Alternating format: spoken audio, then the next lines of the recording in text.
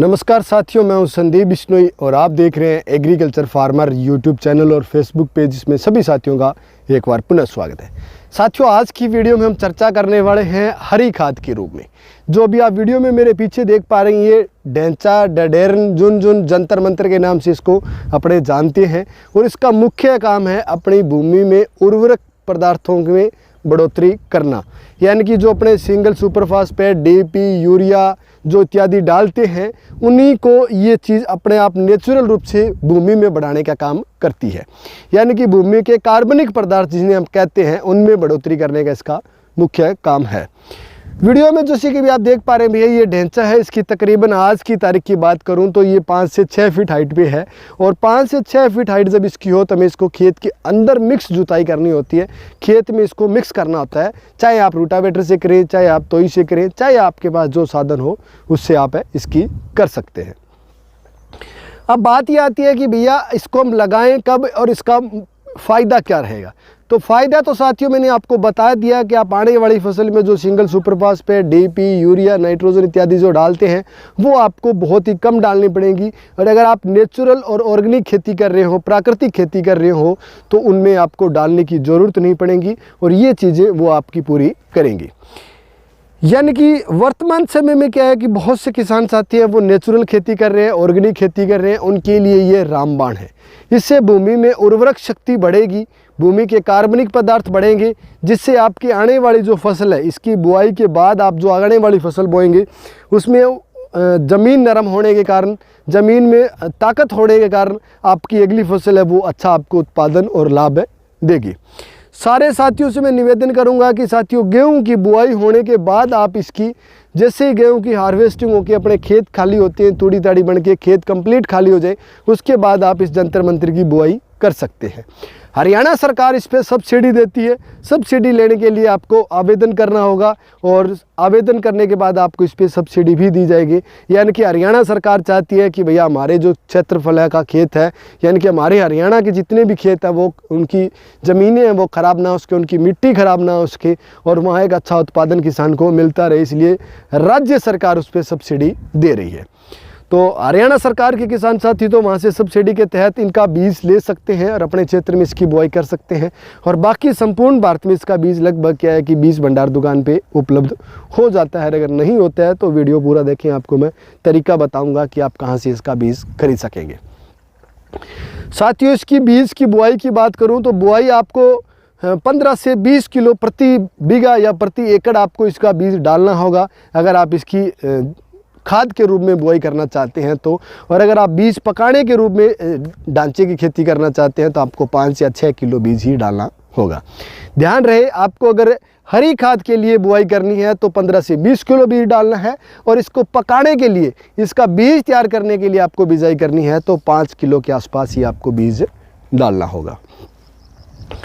अब इसका जो समय है वो गेहूं कटने के तुरंत बाद आप इसे लगा सकते हो। यानी कि आप चौथे महीने में लगा सकते हो, आप 5वें महीने में लगा सकते हो, आप 6वें महीने में लगा सकते हो, 7वें में लगा सकते हो, 8वें में लगा सकते हो, 9वें में लगा सकते हो। ये जो समय है बिल्कुल इसके लिए अनुकूल है। और एक बार लगाने के बाद आपके पास कम से कम 45 से 50 दिन का समय होना चाहिए ताकि ये 5 से 6 फीट की हाइट ले सके। 5 से 6 फीट हाइट पे आप इसकी जुताई कर सकते हो। आप इसकी जुताई पानी में कर सकते हो, गीले कीचड़ में कर सकते हो, सूखे खेत में कर सकते हो।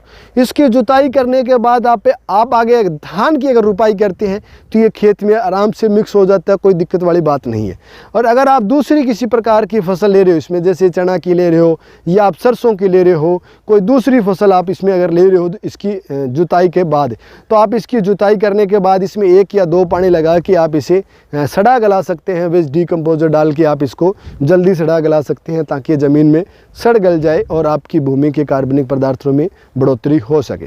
साथियों, जो भी आप ढांचा देख पा रहे हैं, इस ढांचे की अगर हम विशेषता की बात करूं तो इसके बहुत ही महत्वपूर्ण गुण हैं। इसके भी जो आप पत्ती देख पा रहे हो, इस पत्ती में भी भूमि के कार्बनिक पदार्थ बढ़ाने की वो क्षमता ही है जो बाकी किसी दूसरे पौधे में नहीं है। और तकरीबन ये 24 से घंटे के अंदर अंदर आपकी ये पत्तियाँ ये ज़मीन में मिक्स हो जाएंगी, मिल जाएंगी।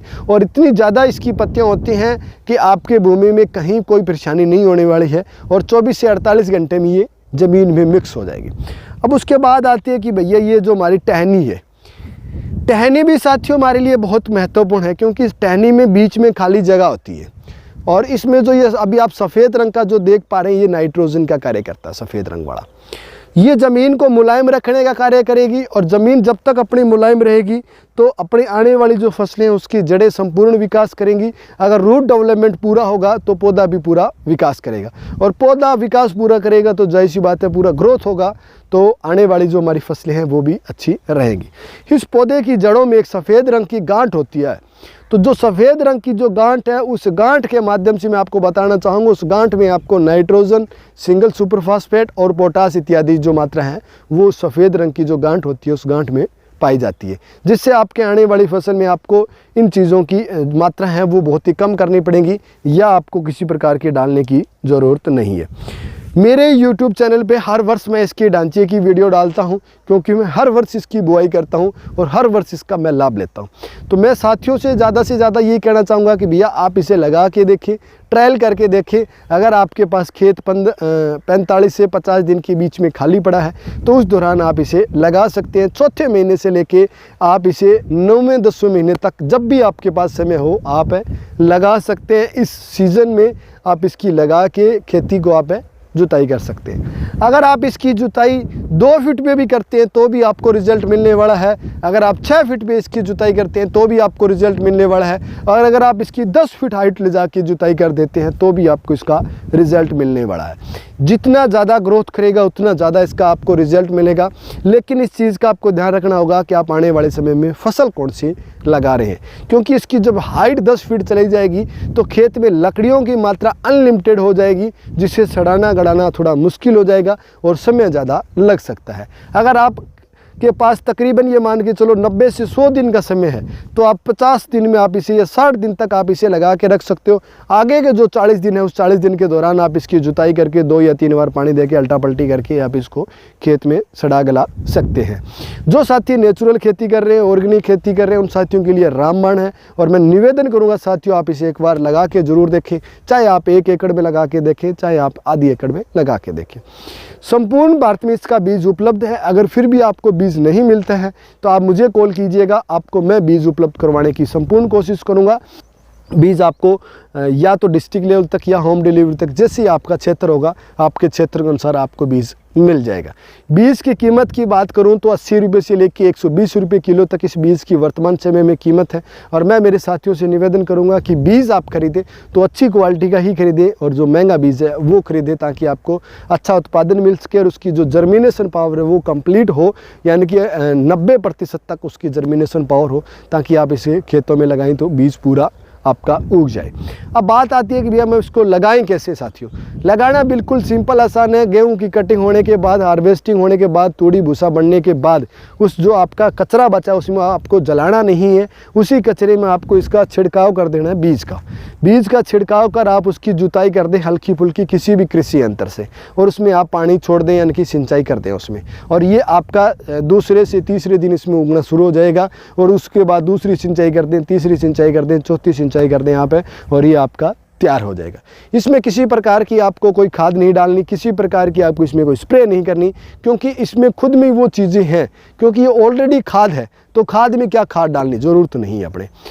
आशा करूंगा मेरे द्वारा दी गई जानकारी आपको पसंद आई होगी। अगर पसंद आई तो दूसरे साथियों के साथ शेयर भी जरूर करें भाई वीडियो। और आपके मन में अगर कोई सवाल क्वेश्चन हो तो आप कमेंट कर सकते हो, आपको हर संभव रिप्लाई देने की कोशिश की जाएगी। वीडियो कैसा लगा ज़रूर बताएं और जाते जाते चैनल को सब्सक्राइब भी कर लें अगर आपने मेरे चैनल अब तक सब्सक्राइब नहीं किया है तो। बाकी इसकी जुताई कैसे होंगी, इसकी क्या लाभ है, अगर आप और वीडियो देखना चाहें तो आप मेरे YouTube चैनल पर इसकी वीडियो देख सकते हैं, क्योंकि मैं इसकी हर वर्ष इसकी खेती कर रहा हूँ, हर वर्ष इसकी मैं वीडियो बना रहा हूं, तो हर वर्ष आपको मेरे चैनल पे इसकी वीडियो मिलेगी। धन्यवाद साथियों।